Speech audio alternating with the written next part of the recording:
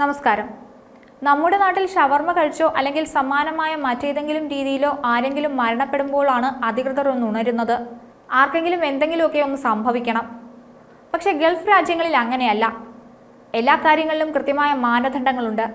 രാജ്യസുരക്ഷയ്ക്കാണെങ്കിലും traffic നിയമങ്ങൾക്കാണെങ്കിലും ആരോഗ്യത്തിനാണെങ്കിലും ഒക്കെ കൃത്യമായി അത് നടപ്പാക്കും.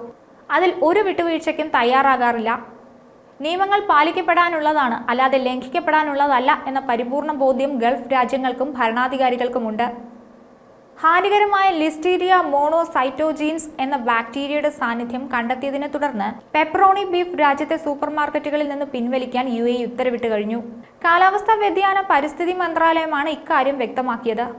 ലബോറട്ടറി പരിശോധനകൾ പൂർത്തിയാക്കി വിശദാംശങ്ങൾ പരിശോധിക്കുന്നതുവരെ UAE വിപണികളിൽ നിന്ന് ഉൽപ്പന്നം മുൻകരുതലായി പിൻവലിക്കാനുള്ള തീരുമാനത്തിന്റെ ഭാഗമായാണ് നടപടി. ഭക്ഷണം സംസ്കരിക്കുമ്പോഴോ തയ്യാറാക്കുമ്പോഴോ പാക്ക് ചെയ്യുമ്പോഴോ പകരുന്ന ബാക്ടീരിയ ഭക്ഷണം കഴിക്കുന്നവരിൽ അണുബാധയ്ക്ക് കാരണമാകും എന്ന കണ്ടെത്തലിനെ തുടർന്നാണ് നടപടി. ഗർഭിണികൾ, 65 വയസ്സിന് മുകളിലുള്ളവർ, രോഗപ്രതിരോധ ശേഷി കുറഞ്ഞവർ തുടങ്ങിയവരിൽ ഈ ബാക്ടീരിയ ഗുരുതരമായ ആരോഗ്യ പ്രശ്നങ്ങൾക്ക് കാരണമാകും. ഈ ബീഫ് ഉൽപ്പന്നം കഴിക്കുന്നതിനെതിരെ സൗദി ഫുഡ് ആൻഡ് ഡ്രഗ്സ് അതോറിറ്റിയും ജനങ്ങൾക്ക് മുന്നറിയിപ്പ് നൽകിയിട്ടുണ്ട്. 2025 മാർച്ച് എക്സ്പയറി തീയതിയുള്ള 280 ഗ്രാം പാക്കേജ് ഉൽപ്പന്നങ്ങളിലാണ് ബാക്ടീരിയയുടെ സാന്നിധ്യം കണ്ടെത്തിയത്. ലബോറട്ടറി പരിശോധനയിൽ ഇവ സുരക്ഷിതമല്ലെന്ന് കണ്ടെത്തിയതിനെ തുടർന്ന് ഉൽപ്പന്നം ഉടനടി നശിപ്പിക്കാനും അതിന്റെ ഉപഭോഗം ഒഴിവാക്കാനും Saudi food and drugs authority പൊതുജനങ്ങൾക്ക് നിർദ്ദേശം നൽകിയിരുന്നു.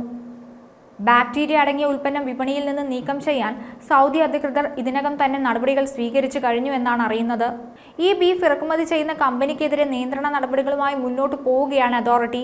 സൗദിയിൽ ഭക്ഷ്യസുരക്ഷാ ചട്ടങ്ങൾ ലംഘിച്ചാൽ 10 വർഷം വരെ തടവോ 10 ദശലക്ഷം റിയാൽ പിഴയോ ലഭിക്കും, അല്ലെങ്കിൽ രണ്ടും കൂടിയോ ലഭിക്കും.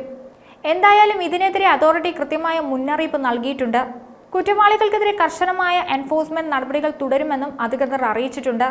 ഭക്ഷ്യസുരക്ഷയുമായി ബന്ധപ്പെട്ട എന്തെങ്കിലും പ്രശ്നങ്ങൾ ശ്രദ്ധയിൽപ്പെട്ടാൽ അക്കാര്യം ഹെൽപ്പ് ലൈൻ നമ്പറിൽ അറിയിക്കണമെന്നും അധികൃതർ പറഞ്ഞു വെക്കുന്നുണ്ട്.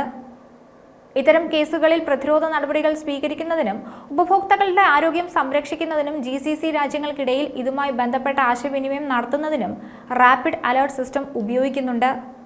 എന്തെങ്കിലും സംഭവിച്ചിട്ട് നടപടി എടുക്കാൻ വേണ്ടി കാത്തിരിക്കുന്നതിലും നല്ലത് ഒന്നും സംഭവിക്കാതിരിക്കാൻ ശ്രദ്ധിക്കുന്നതാണ്. അതെ, അസുഖം വന്നിട്ട് ഡോക്ടറെ കാണുന്നതിനേക്കാളും നല്ലത് എന്തുകൊണ്ടും അത് വരാതെ നോക്കുന്നത് തന്നെയാണ്. ജനങ്ങളുടെ സുരക്ഷ തന്നെയാണ് പ്രധാനം. അതിൽ വിട്ടുവീഴ്ച പാടില്ല.